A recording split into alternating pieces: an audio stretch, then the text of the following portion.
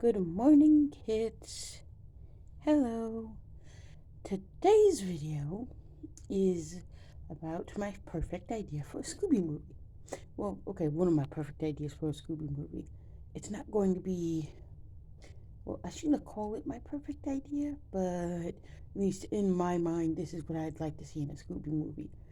Multiple guest stars, specifically Chris Angel, because I don't know if I mentioned it in the video, because I know I filmed a couple of things and some of the things didn't turn out the way I wanted. But I suggested an episode of Scooby Doo and Guess Who starring Chris Angel, but I think he'd probably do good as a movie guest star.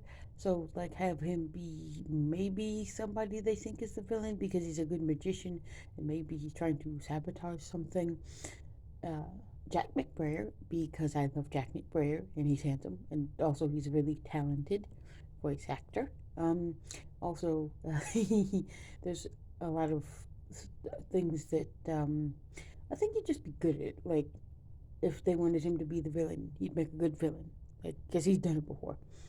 He's almost never played the villain. I think he's done it like twice, technically. Okay, like once. Okay, we're gonna be super duper technical. Really, once because he was the villain in the Odd Squad movie. Technically, twice. I mean, because like if you count Living Neath the Law, which that wasn't villainy at that time. That was like, hi, hoi, hoi, you, hoi. Sorry, everybody, Fuzzy wanted to say hello. Um, that's technically criminal stuff, which I guess same thing, whatever. So yeah, and also Dan and Phil. Now the reason I say Dan and Phil because I think they're both very cute. Okay, hot. I find them attractive. But the reason I wanted to include them as opposed to my other favorite YouTubers is strictly because, well, actually, two reasons. Number one, they both said they're gay, or at the very least, I think. Okay, Phil said he was. What are you doing, buddy? Hmm. Phil said he was gay. Dan said he was. I think he said he was gay too, but regardless, they're both gay. So the idea is that maybe Daphne or Velma. I would go Daphne because I could see that being a thing. Like, I mean, I could see Velma doing it too, but like, for the context of this movie, I'd rather it be Daphne because it would be more funny. And Fred feeling inadequate over these two when it turns out they're not even a threat. Like, they get to do this thing. I don't know what the thing would be exactly, but my general plot idea is that Shaggy wins some kind of contest, which usually that's a thing that happens a lot. But like, I don't know, it's like, ooh, spooky. Yet no, but this is kind of different. Also, Scrappy is in this movie, but he's not the villain. I'm sorry, I just love Scrappy. He needs more love. So basically, what happens is, uh, everybody goes on this road trip because they decide, hey, we need to get the gang back together. kind of like, mm, kind of like what they did for a Zombie Island, only a little bit better. So they get the gang back to bed. They get the gang back together, and they stop at a diner. And there's a contest going on with the local radio station that says in that area that says if you can eat 600 of these, I guess like they'd be hot dogs or like spicy dogs or something, like the town's famous spicy dogs that are supposedly so hot they'll burn your tongue off. You win tickets to go see this magic show, and so of course they they get ready to leave, but Shaggy's like, "Hey, wait a minute, I can win this. I'd like to try. Do you mind?" And the guys are like, "Well, eh." And then, of course, he does anyway, and within 2 seconds, he's actually beat everyone because he's eaten everyone's plate. Scooby almost wins, but he is disqualified after 6 plates in due to the technicality that he is a dog and they cannot serve dogs technically. So so Shaggy wins. He gets the tickets. They get to go see the show because also turns out they can't leave the town they're in temporarily because the mystery machine is actually somehow broken down. So then they go see this show. Now, the show's no good because it's actually Jack McBurr being the magician.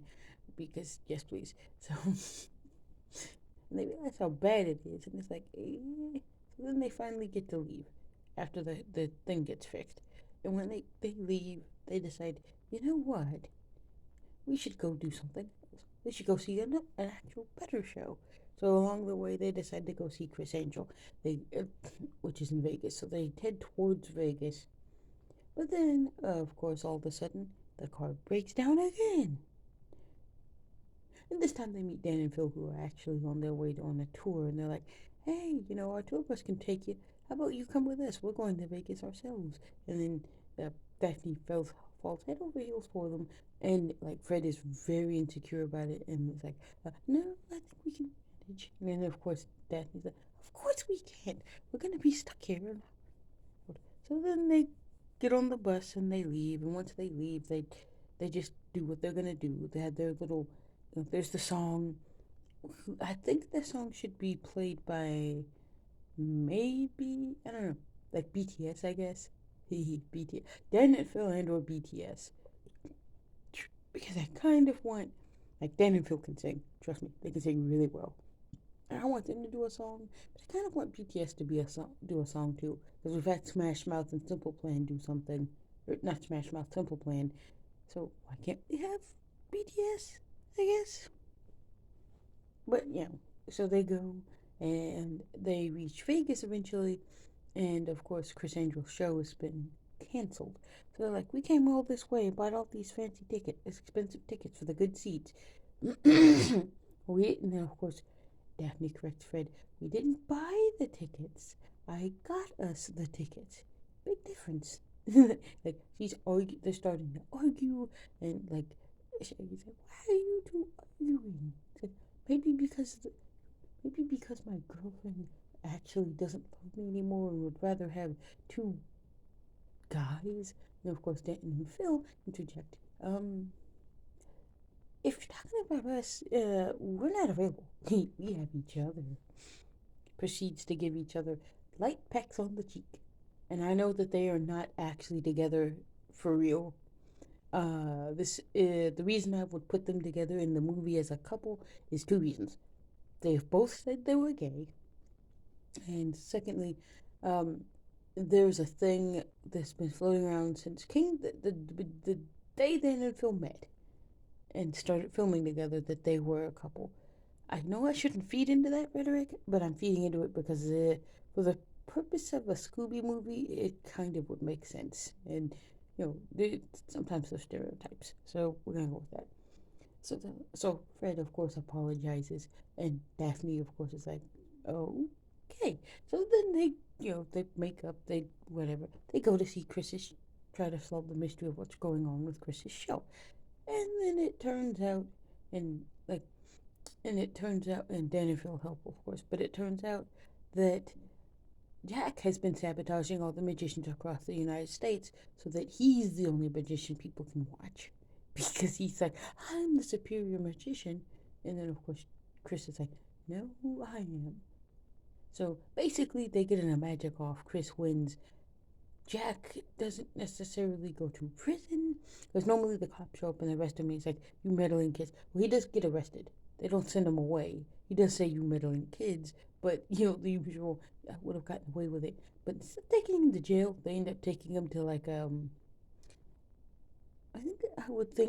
want to say they take him to a rehab center because like I don't want him in jail because it's Jack McBurr and I love him too much.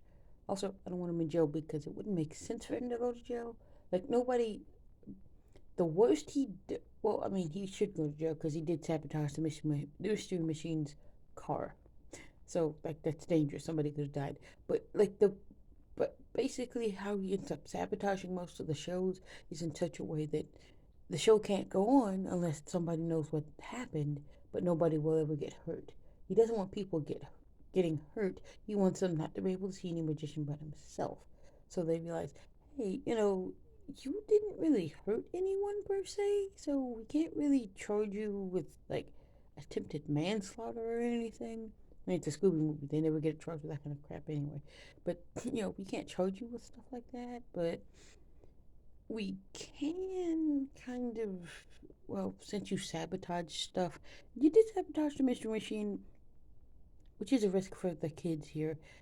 We're gonna send you to a rehab place so you can get help.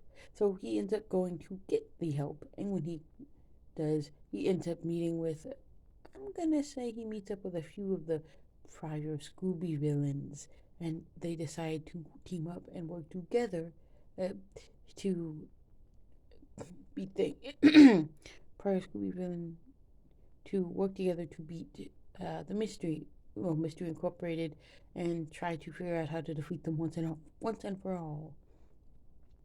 And yes, I know that just doesn't sound right, but this would be more of a dark, gritty take, like Zombie Island level gritty, not